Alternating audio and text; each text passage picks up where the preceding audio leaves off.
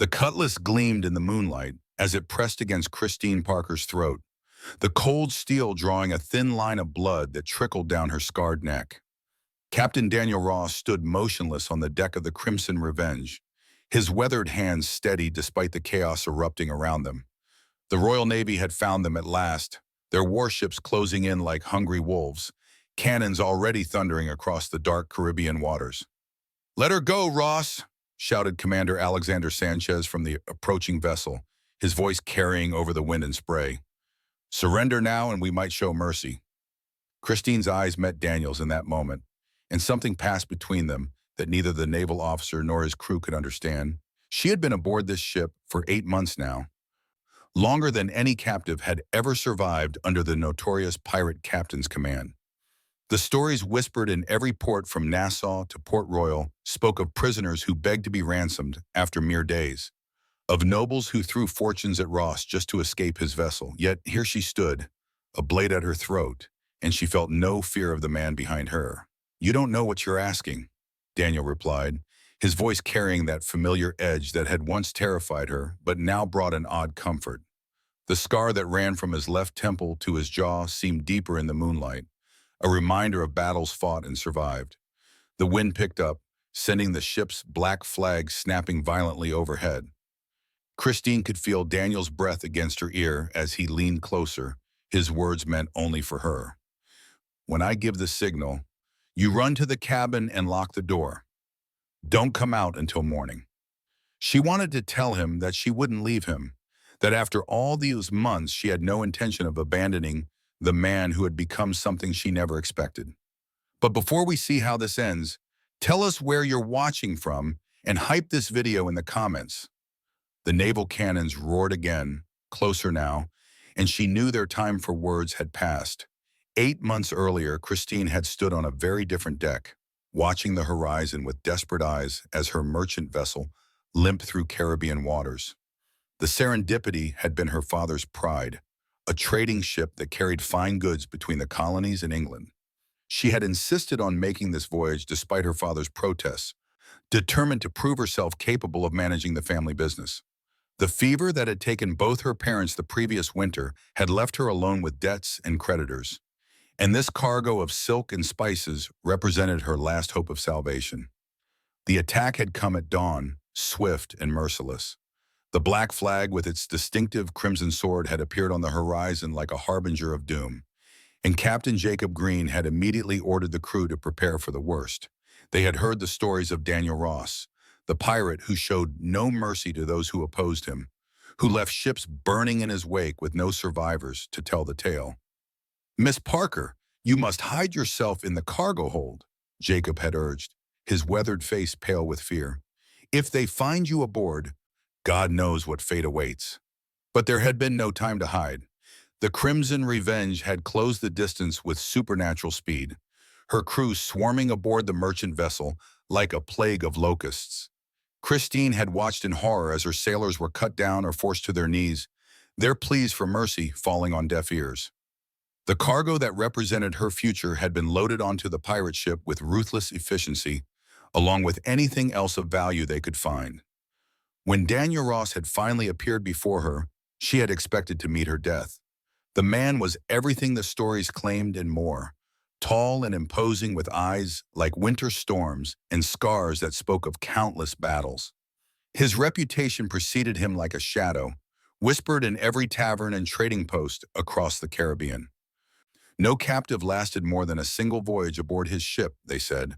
Some were ransomed quickly, others simply disappeared into the depths of the ocean. "What's your name?" he had asked, his voice carrying an authority that brooked no defiance. "Christine Parker," she had replied, lifting her chin despite the tremor in her voice. "My father was Thomas Parker of the London Trading Company." Something had flickered in his eyes at that, though she couldn't read the expression. "Well, Miss Parker, you'll be my guest for the foreseeable future. I suggest you make the best of it." The first weeks aboard the Crimson Revenge had been a nightmare of uncertainty and fear. Christine had been given a small cabin near the captain's quarters, barely large enough for a hammock and a wash basin, but she was grateful not to be chained in the hold with what remained of her crew. The pirates treated her with a mixture of suspicion and indifference, following their captain's orders to keep her safe but showing no warmth or kindness. Daniel Ross himself had been an enigma, appearing at odd hours to check on her welfare, but never staying long enough for conversation. He would ask if she needed anything, ensure she had adequate food and water, then disappear back into the shadows of his ship. His crew watched these interactions with barely concealed confusion, clearly unused to their captains showing such consideration for a prisoner. It was Janet Harris, the ship's cook and one of the few women in the crew who had finally explained the situation. "You're lucky, girl," she had said one evening as she brought Christine her meager dinner. "Most captives don't last a week before they're begging to be put ashore. Something about you has caught the captain's interest, though I can't say what." "What happens to the others?" Christine had asked, though she feared the answer. Janet's expression had grown dark. "Some get ransomed quick enough if they have family with deep pockets. Others," she had shrugged, leaving the sentence unfinished. "Let's just say the captain doesn't suffer fools or troublemakers." As the days turned to weeks, Christine began to understand the rhythm of life aboard the pirate vessel. The crew was professional in their brutality, carrying out their duties with the precision of soldiers rather than the chaotic violence she had expected. Daniel commanded absolute loyalty through a combination of fear and respect, never raising his voice but somehow making his displeasure known in ways that sent even the hardest men scurrying to obey. She had been aboard for nearly a month when the first test came. A Spanish merchant vessel had been spotted on the horizon, heavy with gold bound for the New World. The attack had been swift and decisive, but one of the Spanish officers had recognized Christine during the boarding and demanded to know why a lady of obvious breeding was sailing with pirates. "She's under my protection," Daniel had said simply, his hand resting on the pommel of his cutlass. "I suggest you concern yourself with your own fate." The Spanish officer had pressed the matter, suggesting that Christine might be a willing accomplice rather than an unwilling captive. The insult had hung in the air like gunpowder smoke, and Christine had seen something dangerous flicker in Daniel's eyes. Without warning, the pirate captain had drawn his blade and run the man through, ending the conversation with brutal finality. "No one questions my decisions aboard the ship," he had announced to the assembled crews, his voice carrying clearly across the water. "Miss Parker is my responsibility, and I'll kill any man who suggests otherwise." That night, as the Crimson Revenge sailed away from the burning Spanish vessel, Christine had found herself standing at the stern rail, watching the flames disappear into the darkness. Daniel had approached silently, his footsteps barely audible on the deck. "You killed him because of what he said about me," she had observed, not turning to face him.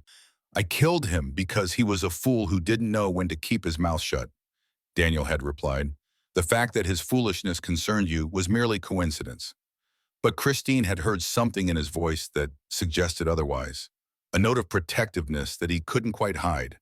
She had turned then, studying his scarred face in the moonlight, seeing past the fearsome reputation to the man beneath. "Why haven't you ransomed me?" she had asked.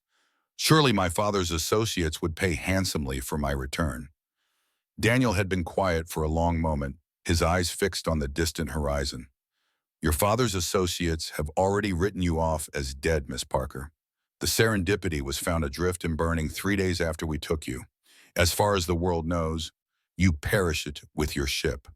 The words had hit her like a physical blow, confirming what she had begun to suspect but hadn't dared voice. She was truly alone now, cut off from her former life as surely as if she had died in that attack. The realization should have filled her with despair, but instead she had felt an odd sense of liberation. "Then I suppose I'm truly at your mercy, Captain Ross," she had said, surprising herself with the steadiness of her voice. "I suppose you are," he had agreed, and for the first time since her capture, she had seen him smile. The weeks that followed had brought a gradual shift in the dynamics aboard the Crimson Revenge. Christine had begun to move more freely about the ship, no longer confined to her cabin except during attacks or when other vessels were near. The crew had grown accustomed to her presence, some even offering grudging respect for her refusal to break under the pressure of her situation. It was during a particularly violent storm off the coast of Jamaica that Christine had first seen Daniel Ross as something other than a fearsome pirate captain. The hurricane had struck without warning, sending waves the size of mountains crashing over the ship's deck and threatening to tear the vessel apart. Most of the crew had been below decks, securing cargo and manning the pumps. But Daniel had remained topside, fighting the wheel with supernatural determination. Christine had watched from the relative safety of the companionway as he battled the elements, his coat whipping around him like a banner, rain and spray soaking him to the bone. When a particularly massive wave had swept across the deck, she had seen him stumble and nearly lose his footing. Without thinking, she had rushed to his aid, adding her strength to his as they fought to keep the ship on course. "Get below," he had shouted over the howling wind, but she had refused to leave his side. Together they had weathered the worst of the storm, neither speaking but both drawing strength from the other's presence. When dawn had finally broken and the seas had calmed, they had stood together at the wheel, exhausted but victorious. Daniel had looked at her then with something approaching admiration, and she had realized that she no longer feared him. The change had been gradual but unmistakable. Daniel had begun including her in discussions about their course and destinations, valuing her education and knowledge of trade routes. She had proven herself useful in negotiations with merchants and officials, her refined manner and obvious breeding opening doors that might otherwise remain closed to pirates. More importantly, she had begun to see past his fearsome reputation to the man beneath. In quiet moments between raids and storms, she had glimpsed his intelligence and even a certain wounded nobility that he kept carefully hidden from his crew. He read voraciously, his cabin lined with books on navigation, history, and philosophy. He spoke several languages fluently and could discuss politics and literature with the sophistication of a university-educated gentleman. "You weren't always a pirate," she had observed one evening as they shared dinner in his cabin, a privilege that had evolved naturally over the months. "No," he had agreed, refilling her wine glass with practiced elegance. "None of us were always what we are now." "What were you before?" she had pressed, curious about the man who had become such an enigma to her. Daniel had been quiet for a long moment, his fingers tracing the stem of his glass. "I was a fool who believed in honor and duty," he had said finally. "I served His Majesty's Navy with distinction until I learned that honor is a luxury few can afford." The bitterness in his voice had told her that there was more to the story, but she hadn't pressed him further. Everyone aboard the Crimson Revenge carried secrets and scars, and she was beginning to understand that some wounds were too deep to heal with words alone. As the months had passed, Christine had found herself changing in ways she hadn't expected. The sheltered merchant's daughter who had set sail from London was gone, replaced by someone harder and more resilient. She had learned to read the weather and the sea, to handle a cutlass with reasonable skill, and to command respect through strength rather than breeding. Most surprisingly, she had discovered that she possessed a natural talent for the strategic thinking that piracy required. It was Christine who had suggested the raid on the Spanish treasure convoy near Tortuga, recognizing an opportunity that Daniel's other advisors had missed. Her knowledge of merchant shipping schedules and trade routes had proven invaluable, and the success of that venture had earned her grudging respect from even the most skeptical crew members. "You have a gift for this life," Janet Harris had observed one evening as they watched the sunset from the deck. "Most captives spend their time dreaming of escape, but you've made yourself indispensable." Christine had considered this, surprised to realize that escape was no longer her primary concern. "Perhaps I've simply learned to adapt," she had replied. "The world I knew no longer exists, so I must make the best of the one I find myself in." But even as she spoke the words, she had known they weren't entirely true. The real reason she no longer thought of escape was standing at the bow of the ship, his dark silhouette outlined against the dying light. Daniel Ross had become more than her captor. He had become the center of a new world she was only beginning to understand. The realization had both thrilled and terrified her.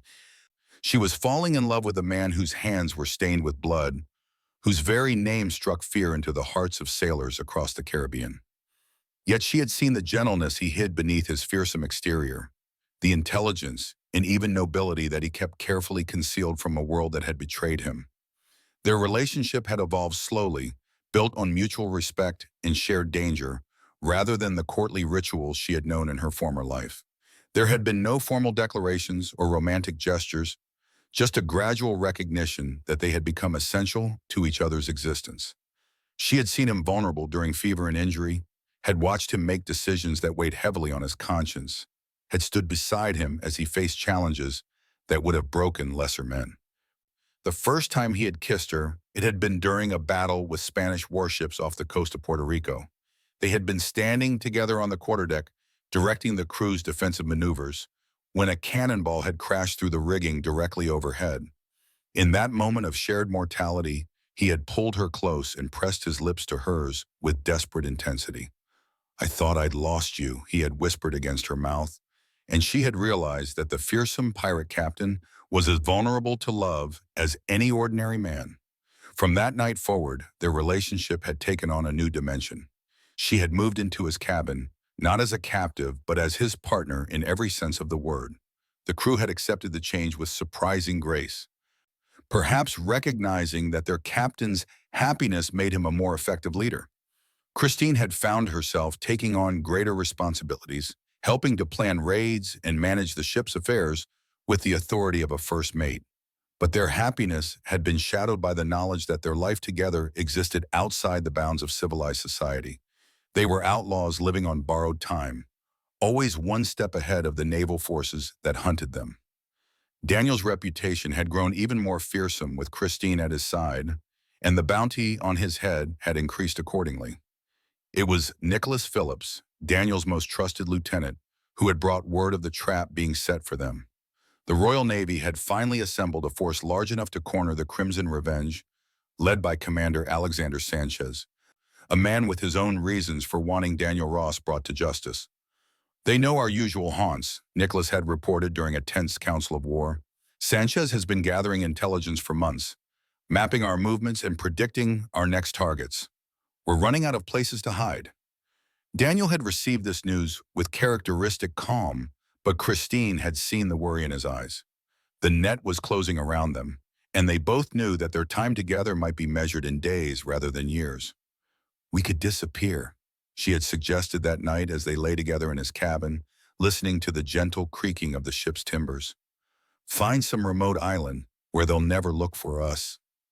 "And abandon the crew?" Daniel had asked, though his tone suggested he was tempted by the idea.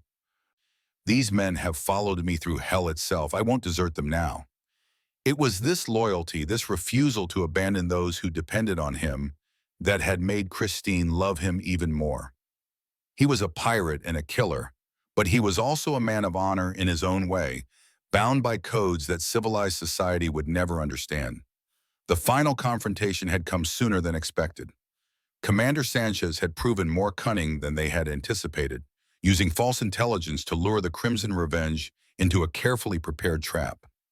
The pirate ship had sailed into what appeared to be a routine merchant convoy, only to discover that the vessels were actually disguised warships carrying enough firepower to level a small city. The battle had been fierce and desperate from the first exchange of cannon fire.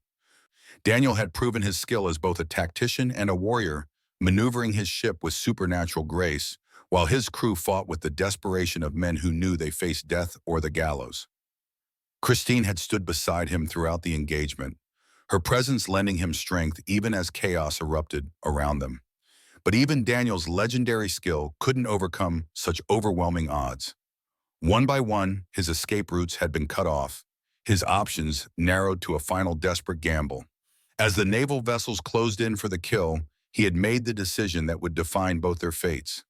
"Take Miss Parker alive," Commander Sanchez had called across the water as his Marines prepared to board the pirate vessel. "She's wanted for questioning regarding her father's business dealings." The words had hit Christine like a physical blow. Even now, months after her supposed death, the authorities were still pursuing her family's affairs. She realized with sick certainty that her capture would mean not just her own destruction, but the revelation of secrets that could destroy other innocent people. "They want to use me against my father's associates," she had whispered to Daniel, her voice barely audible over the sounds of battle. "People who trusted him, who had nothing to do with any of this." Daniel's expression had hardened at her words, and she had seen him make a decision that would change everything. Instead of surrendering or fighting to the last man, he had chosen a third option. one that would require the ultimate sacrifice from both of them. "Listen to me carefully," he had said, pulling her close as the Naval Marines prepared to swing aboard. "When I give the signal, you're going to take my hand and we're going to jump together." Christine had stared at him in shock, understanding immediately what he was proposing. The waters around them were deep and treacherous, patrolled by sharks drawn by the blood and carnage of battle. Even if they survived the fall, their chances of reaching shore were virtually non-existent. "Daniel, no," she had protested, but he had silenced her with a look. "They'll never stop hunting us," he had said simply. "This way, we choose our own fate, together." As the Marines had swarmed over the rail, cutlasses gleaming in the moonlight, Christine had felt a strange peace settle over her. She had found love in the most unlikely place, with a man the world would never accept or understand. If this was to be their ending, at least it would be on their own terms. But fate had other plans. As Daniel had raised his hand to give the signal for their desperate leap, a voice had cut through the chaos of battle like a blade through silk. "Captain Ross!" The shout had come from Alan Rivera, the ship's youngest crew member, barely 18 and still bearing the innocence that life at sea hadn't yet managed to crush. "The powder magazine! It's been hit!" The words had sent a chill through everyone present, pirate and Marine alike.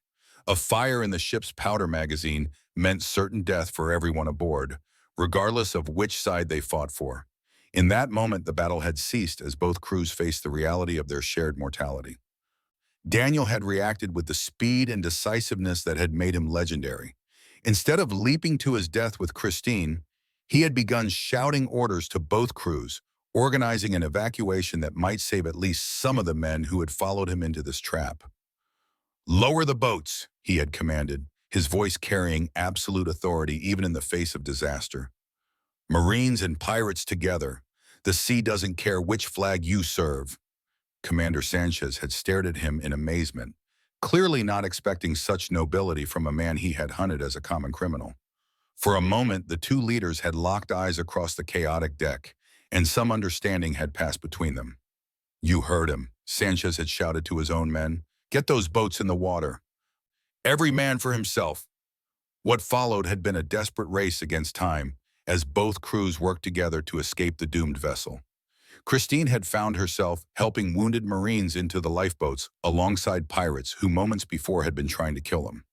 The artificial divisions of law and criminality had dissolved in the face of their shared humanity. Daniel had been everywhere at once, ensuring that the wounded were evacuated first, that the boats were properly provisioned, that no man was left behind, regardless of which side he had fought for.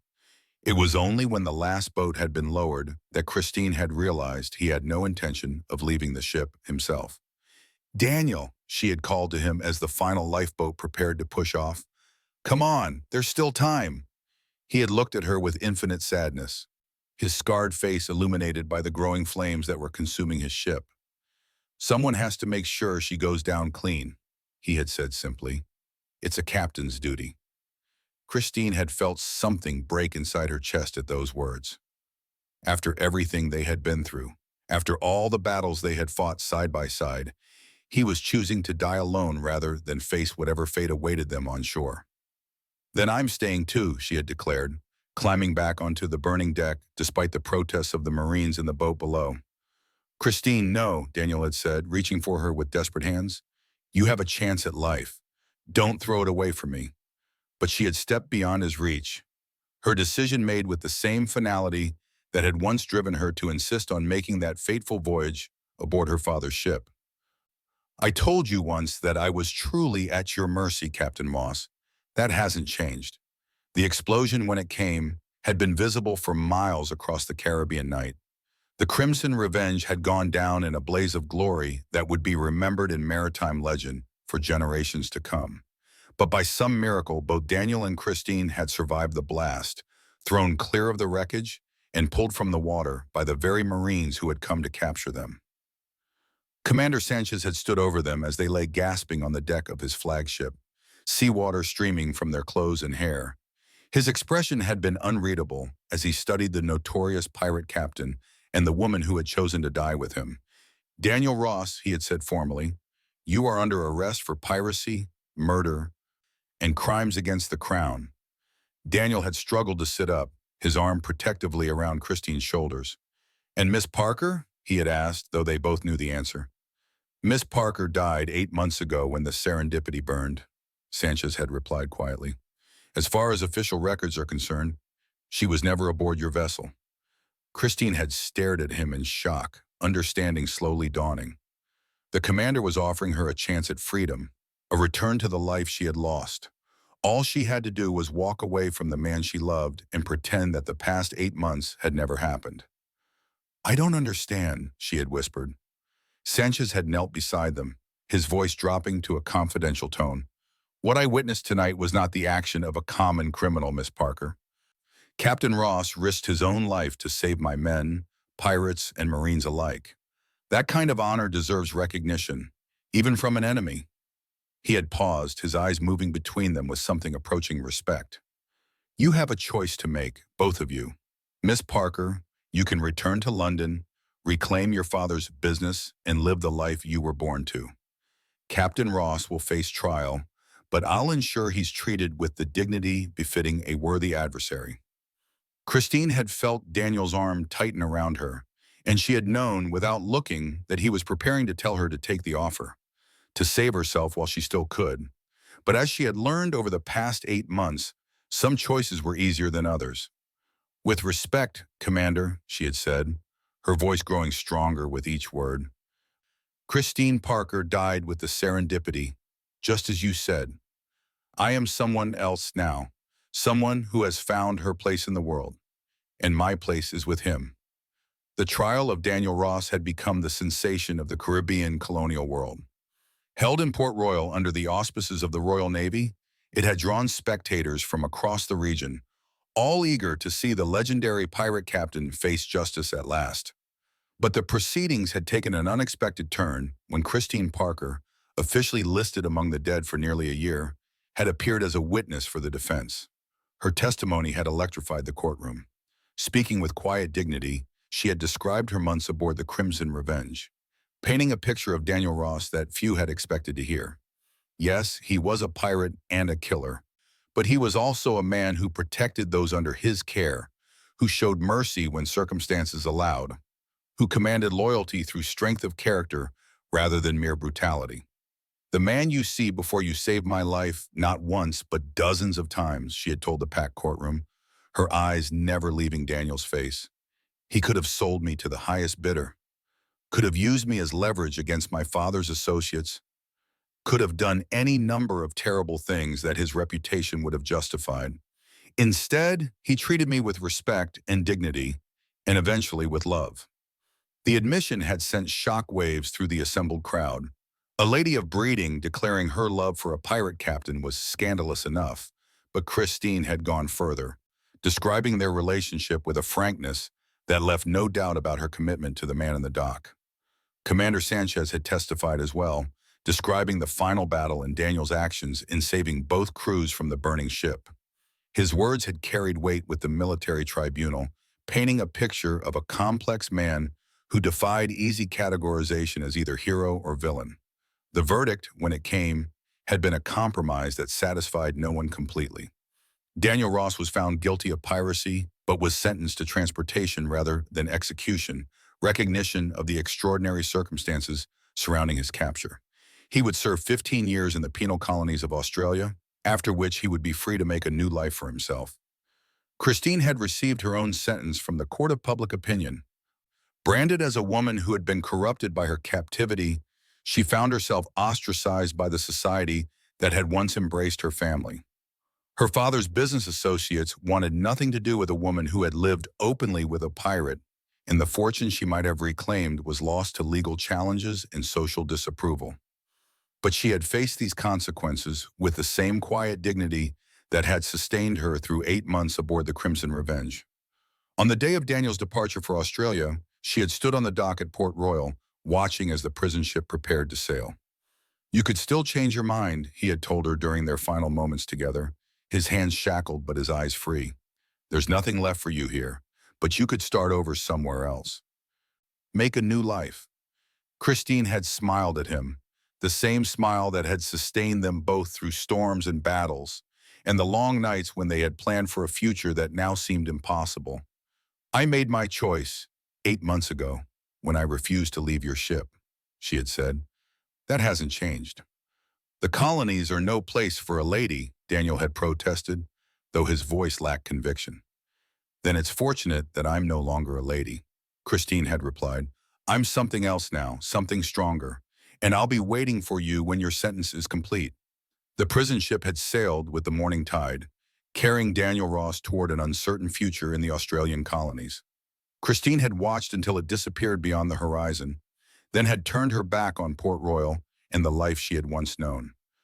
Frances Peterson, the widow of a merchant captain who had become Christine's unlikely friend during the trial, had offered her passage to New York aboard her late husband's ship. "There are opportunities in the American colonies for those willing to work for them," she had said. "A woman with your intelligence and determination could build something worthwhile there." Christine had accepted the offer gratefully, understanding that her old life was truly over and a new one was beginning. As the merchant vessel had sailed north toward the American coast, she had stood at the stern rail, watching the Caribbean islands fade into the distance. 15 years seemed like a lifetime, but she had learned patience during her months aboard the Crimson Revenge. She had also learned that love could survive in the most unlikely circumstances, that two people could find each other across the vast emptiness of the ocean and create something worth fighting for. The woman who disembarked in New York Harbor bore little resemblance to the sheltered merchant's daughter who had sailed from London nearly 2 years earlier.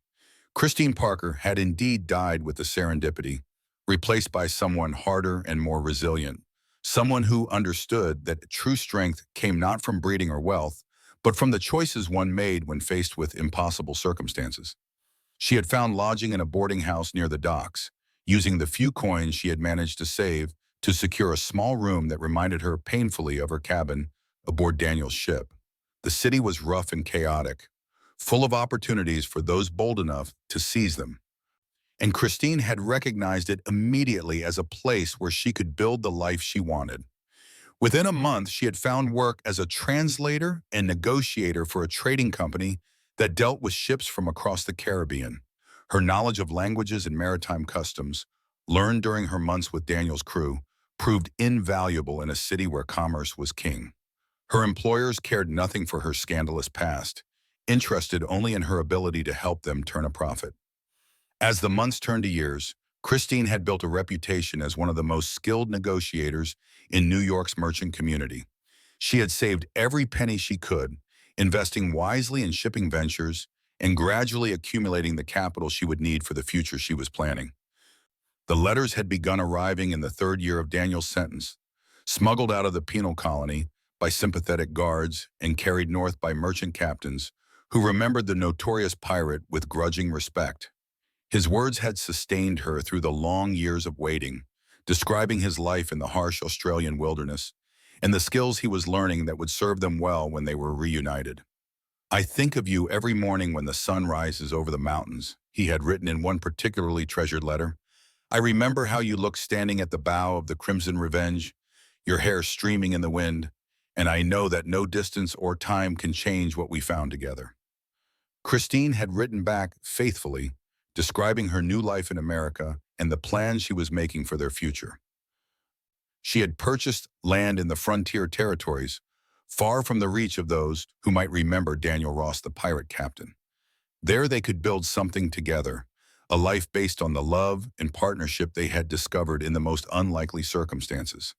The years had passed with agonizing slowness, but they had also brought growth and change that neither Christine nor Daniel could have anticipated. Her letters had described a woman who was thriving in her new environment, building not just wealth but genuine friendships and a reputation for fairness and integrity. His responses had revealed a man who was using his time in captivity to educate himself further, learning skills that would serve them well in their planned life together.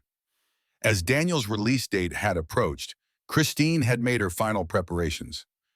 She had sold her interests in New York and traveled west to the frontier settlement where she had purchased their land.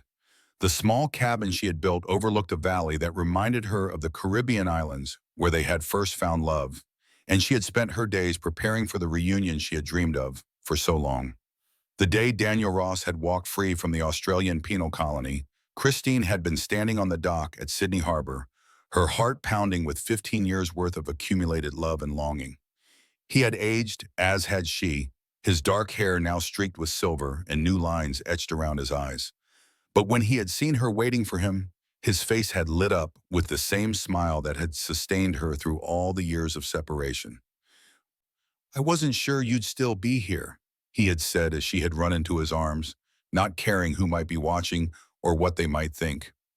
"I told you I'd be waiting," she had replied, her voice muffled against his chest. "I keep my promises."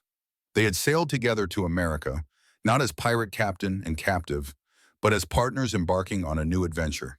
The frontier settlement where Christine had built their home had welcomed them without questions, understanding that the wilderness was a place where people could reinvent themselves regardless of their past.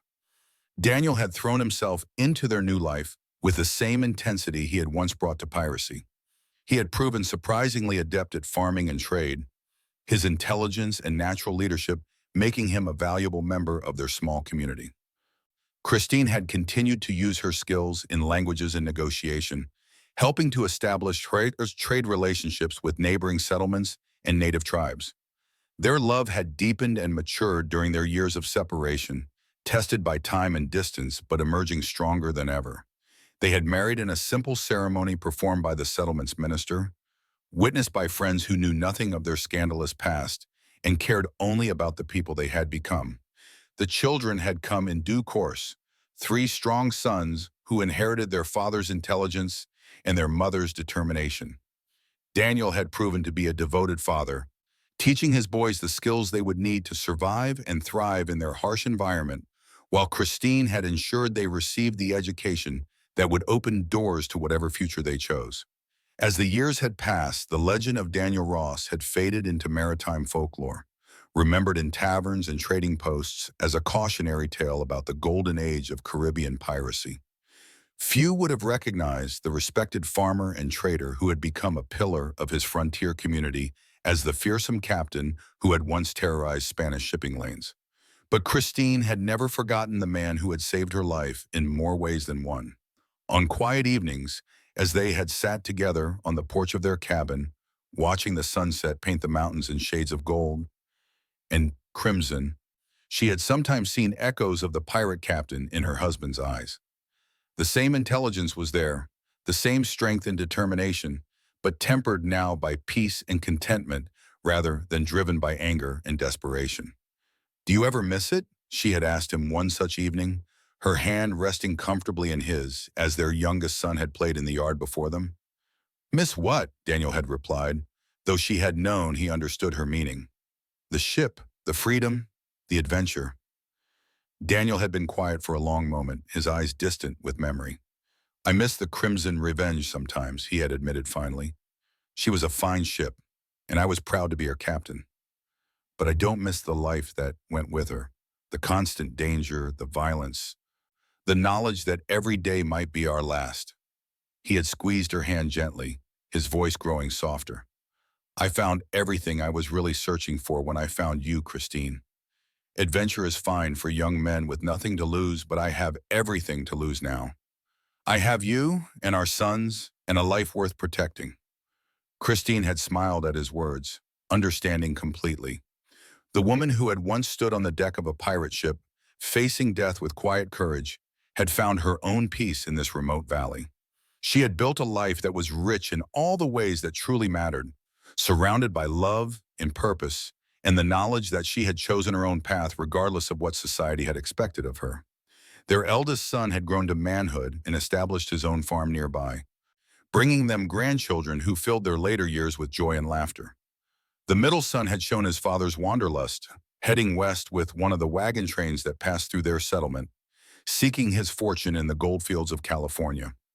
The youngest had inherited his mother's gift for languages and his father's strategic mind, becoming a successful trader who traveled regularly between their settlement and the growing cities of the East.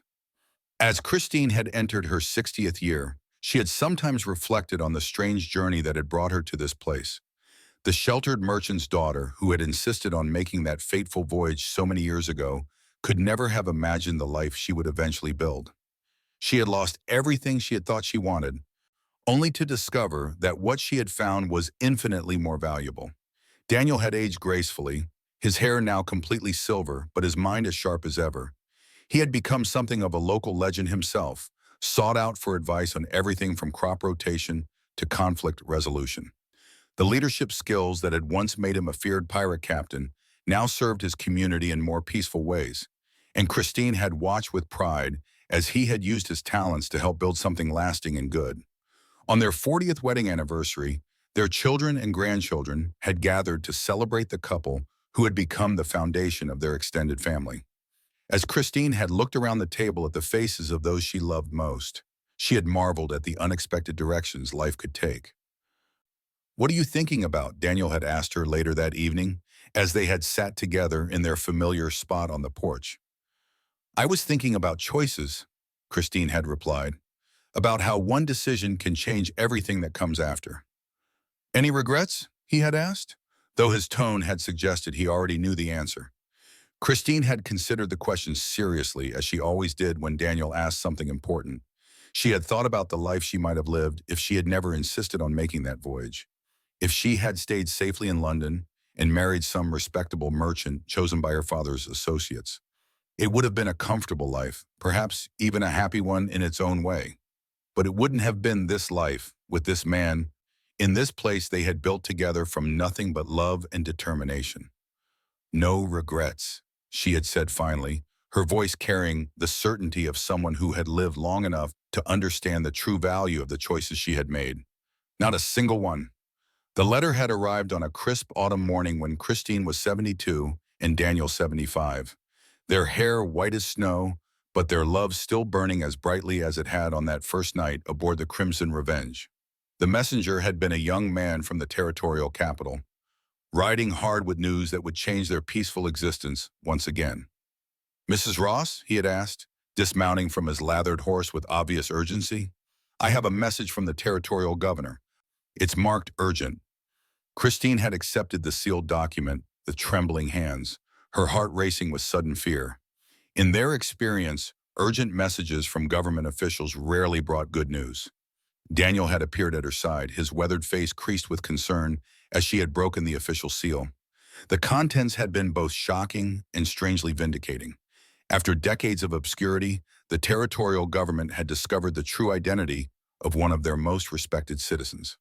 But instead of arrest warrants or demands for justice, the letter had contained an offer that neither of them had expected. "They want you to serve as a special advisor on maritime security," Christine had read aloud, her voice filled with amazement.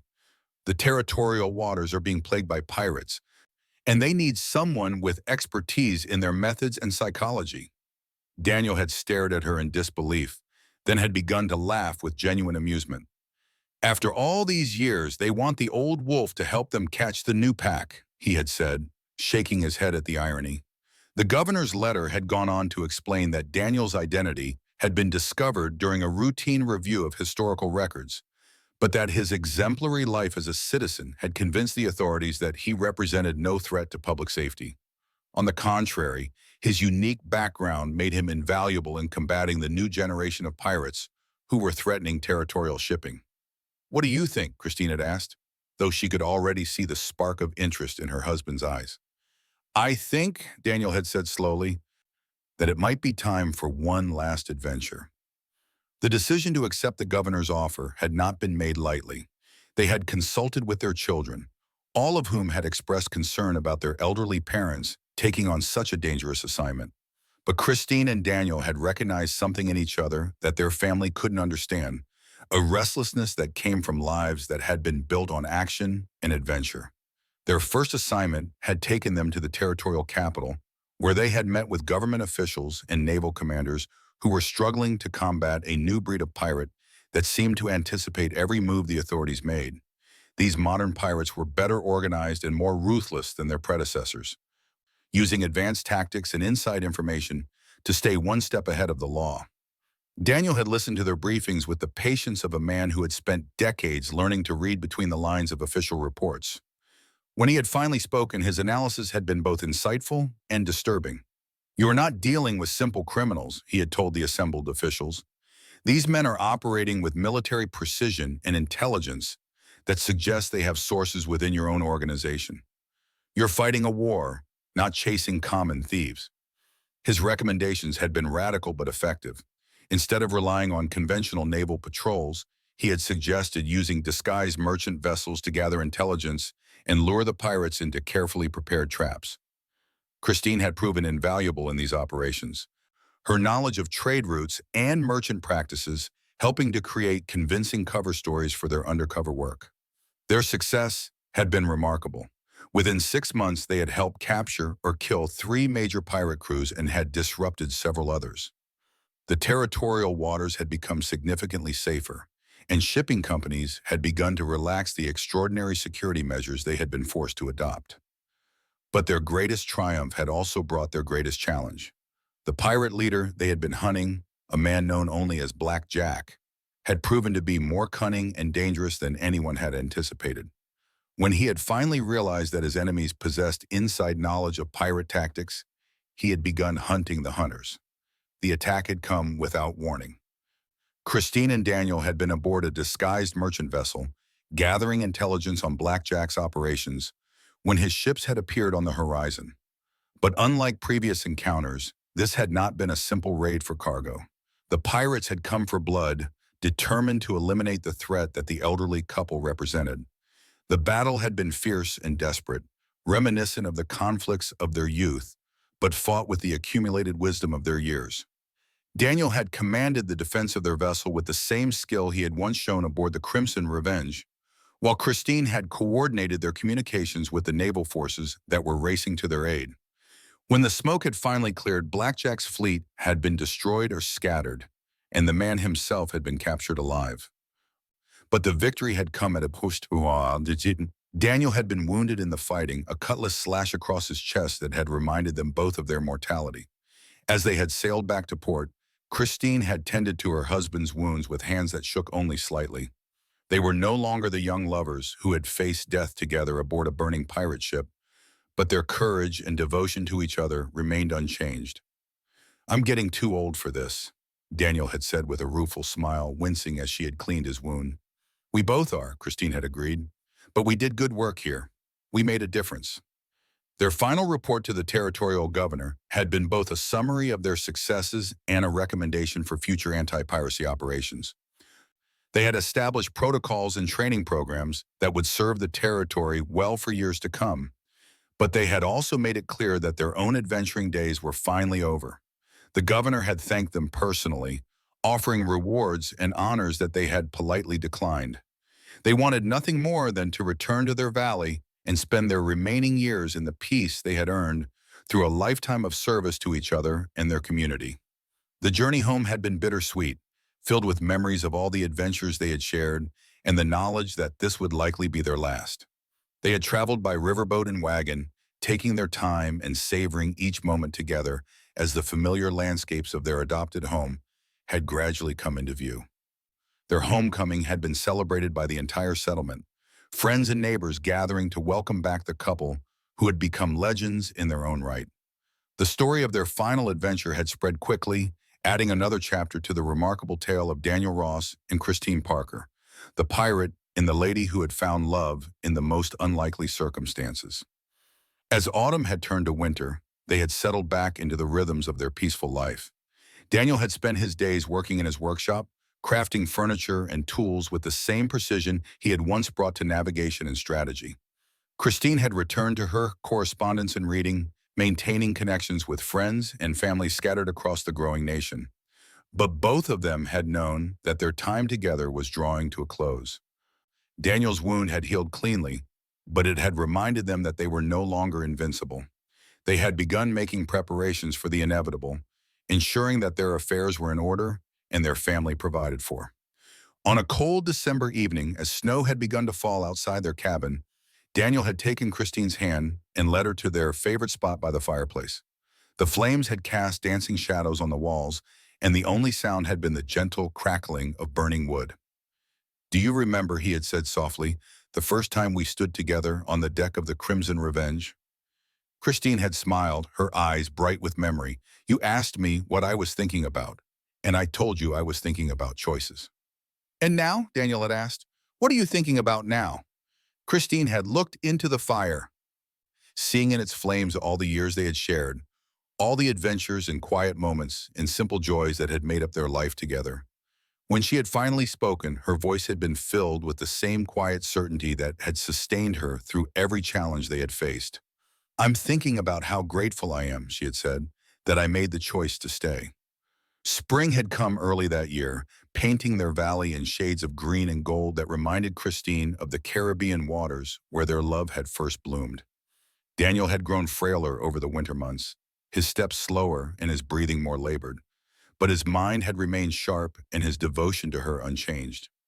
They had spent their days sitting together in the garden Christine had cultivated over the decades, watching their grandchildren play among the flowers she had planted from seeds gathered during their travels.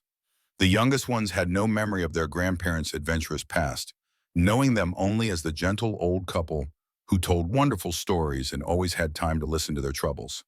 It was during one of these peaceful afternoons that Christine had noticed Daniel struggling to catch his breath. She had helped him into the house and sent their grandson running for the doctor, but they had both known that the time they had been dreading was finally at hand. Dr. Samuel Morrison had been their friend for over 20 years, a young man who had come west seeking his fortune and had stayed to serve their growing community. He had examined Daniel with gentle thoroughness, his expression growing grave as he had listened to the old man's labored breathing. "How long?" Daniel had asked when the examination was complete, his voice steady despite his obvious discomfort. "Days, perhaps a week," the doctor had replied honestly. "Your heart is worn out, old friend. You've lived more life than most men could manage in 3 lifetimes." Daniel had nodded acceptance of the verdict, then had asked for a few moments alone with his wife. When the doctor had left, he had taken Christine's hand and looked into her eyes with all the love and tenderness that had sustained them for nearly 5 decades. "I need you to promise me something," he had said, his voice barely above a whisper. "Anything," Christine had replied, though her heart had been breaking at the thought of losing him. "I need you to promise that you'll keep living after I'm gone. Really living, not just existing. You have so much to give, so much wisdom to share. Don't waste it mourning for me."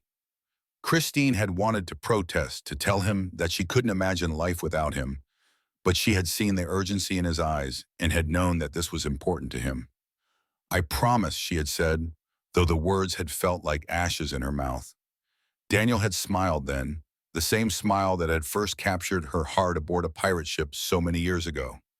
"Good," he had said, "because I have one more adventure planned for us, and I need you to be strong enough to see it through." The final week had passed in a blur of family visits and quiet conversations. Their children had gathered from across the territory, bringing grandchildren and great-grandchildren to say their farewells to the man who had been the anchor of their family. Daniel had greeted each visitor with patience and love, sharing memories and offering advice that would guide them long after he was gone. Christine had rarely left his side, holding his hand and sharing the comfortable silence that comes only from a lifetime of perfect understanding. They had talked about their adventures, their children, and the remarkable journey that had brought them to this peaceful valley. Most of all, they had simply enjoyed being together, savoring each moment as the precious gift it was. On the final night, Daniel had awakened from a restless sleep and had asked Christine to help him outside. Despite her concerns about his condition, she had wrapped him in blankets and had supported him as they had walked slowly to their favorite spot on the porch. The night had been clear and warm, filled with the sounds of spring awakening in their valley. Above them, the stars had shone with the same brilliance they had known during their nights at sea, and Christine had felt a strange sense of completion as they had sat together in the darkness. "Look there," Daniel had whispered, pointing toward the eastern horizon where the first faint glow of dawn had begun to appear. "Do you see it?" Christine had followed his gaze, seeing nothing but the gradual lightening of the sky that preceded sunrise. But as she had watched, she had begun to make out a shape silhouetted against the growing light, a familiar outline that had made her heart skip a beat. "It's her," Daniel had said with wonder in his voice. "The Crimson Revenge. She's come to take me home." Christine had stared at the horizon, seeing only the natural play of light and shadow that comes with dawn in the mountains. But she had understood that Daniel was seeing something else entirely, something that had brought him peace in his final moments. "She's beautiful," Christine had whispered, not wanting to break the spell that had settled over them. "Not as beautiful as you," Daniel had replied, his hand tightening weakly in hers. "Never as beautiful as you." As the sun had risen fully, painting their valley in shades of gold and crimson, Daniel Ross had closed his eyes for the last time. He had died as he had lived, with dignity and courage, surrounded by love, and at peace with the choices he had made. Christine had held him until their eldest son had found them hours later, tears streaming down her face, but her heart filled with gratitude for the extraordinary life they had shared. The man who had once been the most feared pirate in the Caribbean had died as one of the most respected citizens of their frontier community, beloved by family and friends who had known nothing of his violent past. The funeral had drawn people from across the territory, settlers and traders and government officials who had known Daniel Ross only as a wise counselor and devoted family man. Christine had listened to their eulogies with a mixture of pride and amusement, knowing that they were honoring only a small part of the man she had loved. But it was their youngest grandson who had spoken the words that had captured the true essence of Daniel's life. Standing beside his grandfather's grave, the boy had said simply, "Grandpa always told us that it doesn't matter what you were before, only what you choose to become." He chose to become the best man he could be. In the weeks that followed, Christine had struggled to fulfill the promise she had made to Daniel. The house felt empty without his presence, and she had found herself moving through the familiar routines of daily life like a sleepwalker. Her family had been patient and loving, understanding that grief was a process that couldn't be rushed. It was while sorting through Daniel's personal effects that Christine had discovered his final surprise. Hidden in his desk, she had found a thick packet of papers that bore the official seal of the territorial government. When she had opened it, she had discovered that Daniel had been working secretly on a comprehensive guide to maritime security, drawing on his decades of experience as both pirate and pirate hunter. The document had been nearly complete, lacking only a final chapter that would tie together all the lessons he had learned during his remarkable life. Attached to the manuscript had been a note in Daniel's familiar handwriting. "For Christine, who taught me that the greatest adventures are the ones we share with those we love. Please finish what I started." Reading through his work, Christine had been amazed by the depth of insight Daniel had achieved. He had analyzed the psychology of piracy, the economics of maritime crime, and the social conditions that drove men to seek their fortunes outside the law. But more than that, he had written about redemption and the possibility of change, about how even the most hardened criminal could find a path to a better life. The final chapter had written itself, flowing from Christine's pen as she had reflected on their shared journey from the deck of a pirate ship to the peaceful valley where she now lived alone. She had written about love and choice, about the courage required to change one's life, and the rewards that came to those who were willing to take that risk. When the manuscript had been completed, Christine had submitted it to the territorial government, which had immediately recognized its value. The work had been published and distributed to naval commanders and law enforcement officials across the nation, becoming the definitive guide to understanding and combating maritime piracy. But the book's impact had extended far beyond its practical applications. Daniel's story, as told through Christine's final chapter, had become an inspiration to countless people who were struggling to overcome their own past mistakes. The idea that anyone could choose to become better than they were had resonated with readers from all walks of life. As the months had passed, Christine had found herself drawn back into public life in ways she hadn't expected. The success of Daniel's book had made her something of a celebrity, and she had been invited to speak at universities and government conferences about the lessons learned from their extraordinary life together. At first, she had been reluctant to accept these invitations, feeling that she was too old and too tired to take on such responsibilities. But gradually, she had come to understand that sharing their story was another way of honoring Daniel's memory and fulfilling the promise she had made to keep living fully. Her first speaking engagement had been at the territorial capital, where she had addressed a gathering of law enforcement officials and government leaders. Standing before the assembled crowd, she had felt Daniel's presence beside her, giving her strength and confidence. My husband and I lived a life that spanned two worlds, she had begun, her voice steady despite her nervousness. We knew intimately both the criminal mind and the forces of law and order. What we learned is that the line between the two is often thinner than we might like to believe. She had gone on to describe their journey from pirate ship to respectable citizenship, emphasizing the factors that had made Daniel's transformation possible. It hadn't been punishment or imprisonment that had changed him, she had explained, but love and the opportunity to build something worthwhile with his life. The response had been overwhelming.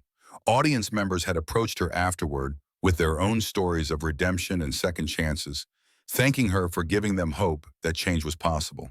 Government officials had sought her advice on criminal justice reform, recognizing the unique perspective she brought to these complex issues.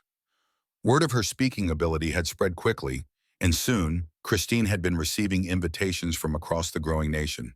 She had traveled to cities and towns she had never seen, sharing Daniel's story and the lessons they had learned together. Each audience had been different, but the message had remained the same. People could change if they were given the opportunity and the support they needed. One of her most memorable appearances had been at a women's college in the East, where she had been invited to speak about the choices that had shaped her life. The young women in the audience had been fascinated by her unconventional path, hanging on every word as she had described her transformation from sheltered merchant's daughter to pirate's companion to respected frontier matron. You made choices that society would never have approved of, one student had observed during the questions period. How did you find the courage to follow your heart instead of convention?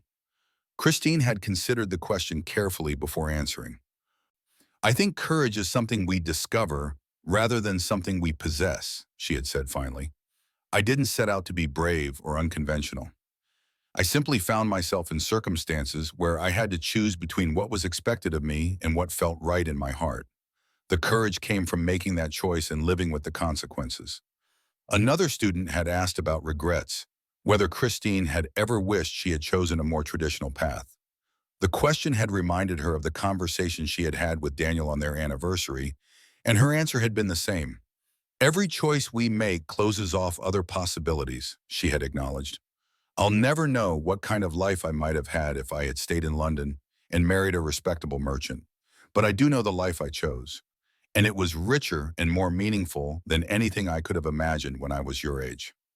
As her reputation as a speaker had grown, Christine had found herself becoming an advocate for criminal justice reform and women's rights. Her unique background had given her credibility with audiences who might have dismissed more conventional reformers, and she had used that influence to promote progressive ideas about rehabilitation and second chances. She had worked with prison officials to develop programs that would help inmates prepare for life after their release, drawing on Daniel's experience to design curricula that addressed both practical skills and psychological healing. The success of these programs had led to their adoption in facilities across the country, helping countless individuals make the transition from criminal to productive citizen. Her advocacy for women's rights had been more subtle, but no less effective. By simply telling her own story, she had demonstrated that women were capable of far more than society typically expected. Her example had inspired other women to pursue unconventional paths, whether in business, education, or public service. But perhaps her greatest impact had been on the families of criminals, people who were often forgotten in discussions of crime and punishment. Christine had made it a point to meet with these families whenever possible, offering them hope and practical advice about how to support their loved ones through the process of change.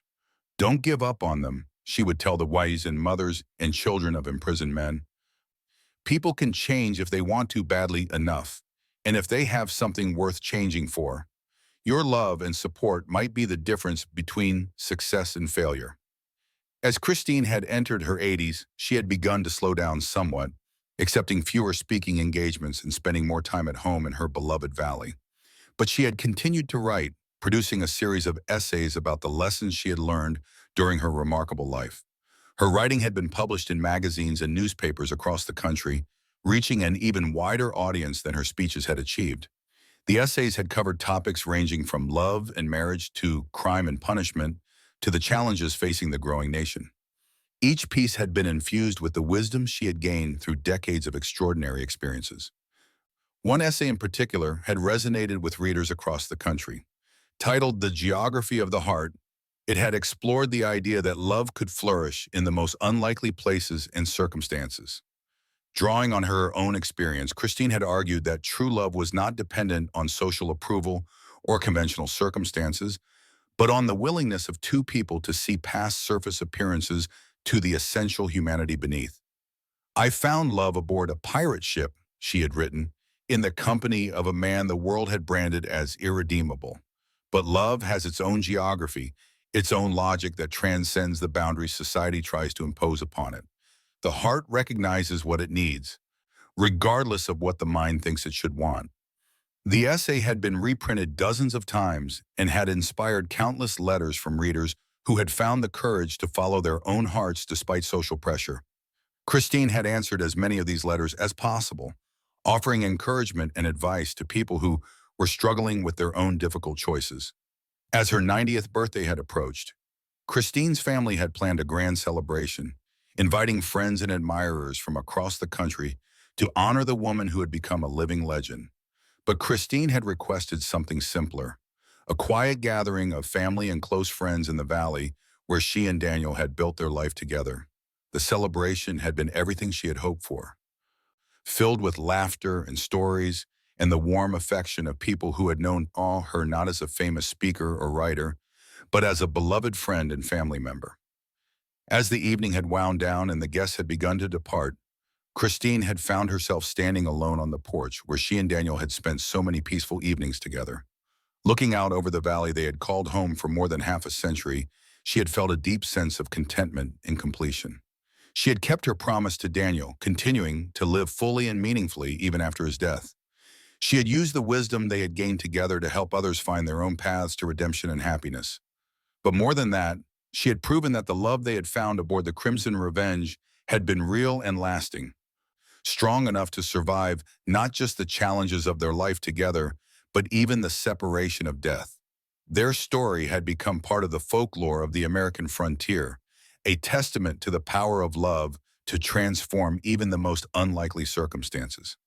As she had stood there in the gathering dusk, Christine had felt Daniel's presence beside her where once more, as real and comforting as it had been during their final night together. She had closed her eyes and had allowed herself to remember all the adventures they had shared, all the challenges they had overcome, all the quiet moments of happiness they had created together. When she had opened her eyes again, the first stars had begun to appear in the darkening sky and she had smiled to see them. Somewhere among those distant lights, she had known, the Crimson Revenge was still sailing, carrying the spirit of the man she had loved across the endless ocean of eternity. And someday, when her own journey was complete, she would join him there for one final adventure that would last forever. Until then, she would continue to live as she had promised, sharing their story with anyone who needed to hear it, proving by her example that love and redemption were possible even in the most unlikely circumstances. The scarred pirate captain and the merchant's daughter had found something precious together, something that death itself could not destroy. And that, Christine knew, was a treasure worth more than all the gold in the Caribbean.